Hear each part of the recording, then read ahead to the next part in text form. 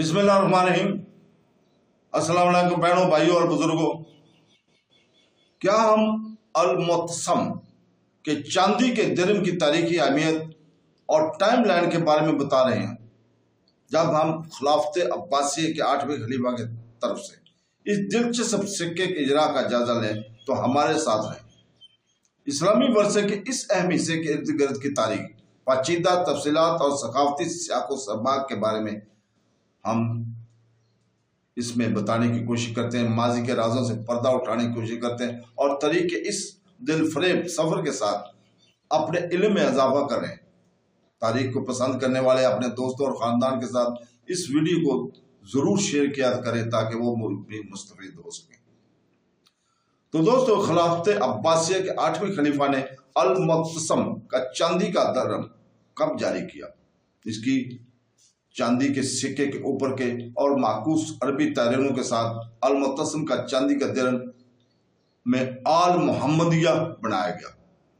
اس کے الحاق کا حقیقی پس منظر کچھ بھی ہو، المعتصم کا تخت پر چڑھنا نہ صرف اس کی مضبوط شخصیت اور قائدانہ صلاحیتوں کا مرہون منت تھا، بلکہ بنیادی طور پر اس حقیقت کا بھی وہ واحد عباسی شہزادہ تھا جس نے آزاد فوجی طاقت کو کنٹرول کیا تھا۔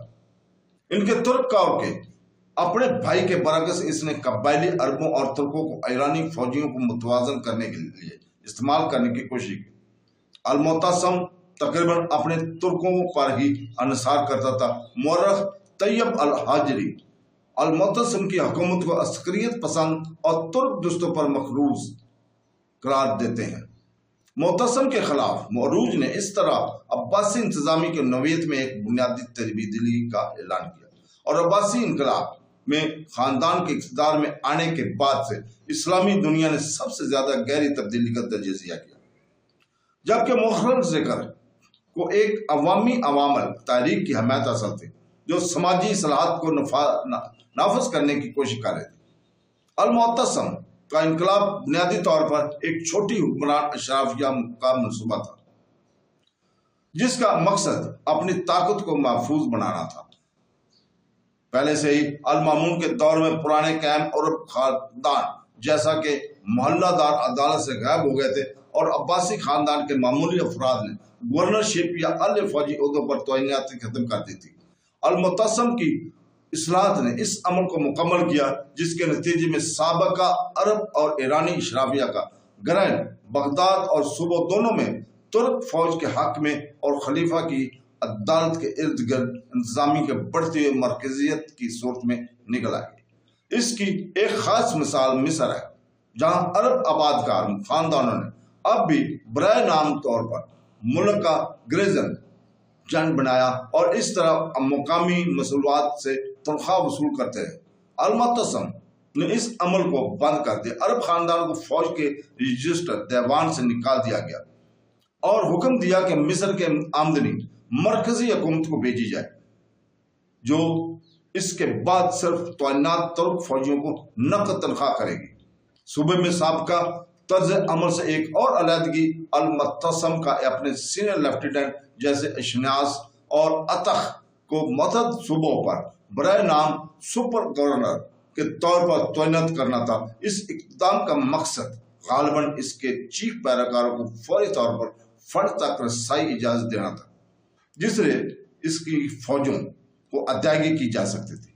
لیکن کینڈی کے مطابق طاقت کے مزید مرکزیت کی نمائندگی کرنا ہے، کیونکہ صوبوں کے زیر گورنر شاذ و نادر ہی عدالت میں پیش ہوتے ہیں اور کھیلتے ہیں۔ سیاسی فیصلے کرنے میں بہت کم حصہ در حقیقت المعتصم کے خلاف مرکزی حکومت کے اختیار کی علامت ہے، خاص طور پر جیسا کہ صوبوں سے ٹیکس نکالنے کے اس کے حق اور اختیار کا اظہار کیا گیا۔ یہ ایک ایسا مسئلہ ہے جو ابتدائی دنوں میں ہی متنازع رہا تھا اور اسے بہت زیادہ مقامی مخالفت کا سامنا کرنا پڑا تھا۔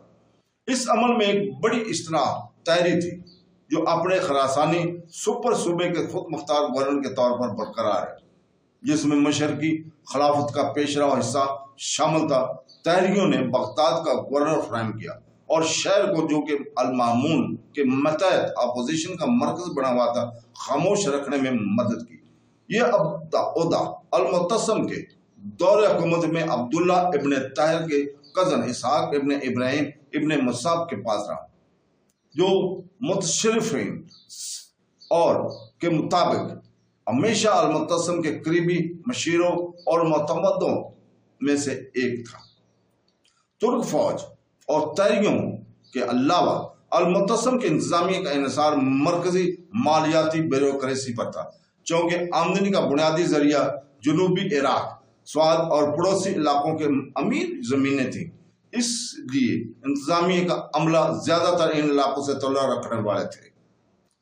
تو خلیفہ نوکرشاہی طبقہ جو المعتصم کے تحت ابھرا، اس طرح زیادہ تر فارسی یا آرامی اصل میں نئے تبدیل ہونے والے مسلمانوں اور یہاں تک کہ چند نستوری عیسائیوں کا ایک بڑا حصہ جو زمیندار یا تاجر خاندان سے آئے تھے۔ اس کے الحاق پر المعتصم نے اپنے وزیر اعلیٰ یا اپنے پرانے پرسنل سیکرٹری الفضل بن مروان کو وزیر مقرر کیا۔ عباسی بیوروکریسی کی روایت میں تربیت یافتہ ایک شخص، وہ اپنی احتیاط اور کفایت شعاری کے لیے ممتاز تھا، اور اس نے ریاست کے مالی معاملات کو ٹھیک کرنے کی کوشش کی۔ یہ خصلتیں بالآخر اس کے زوال کا سبب بنے جب اس نے اپنے درباریوں کو خلیفہ کے طوائف اس بنیاد پر دینے سے انکار کر دیا کہ خزانہ اس کے متعمل نہیں ہے، اس لیے 836 میں برطرف کر دیا گیا تھا، اور وہ خوش قسمت تھا کہ اسے اللسن گاؤں میں جلا وطنی میں بھیجے جانے میں سے زیادہ سخت سزا نہیں ملی، اور اس کا متبادل محمد بن الزبار بالکل مختلف کردار کا تھا۔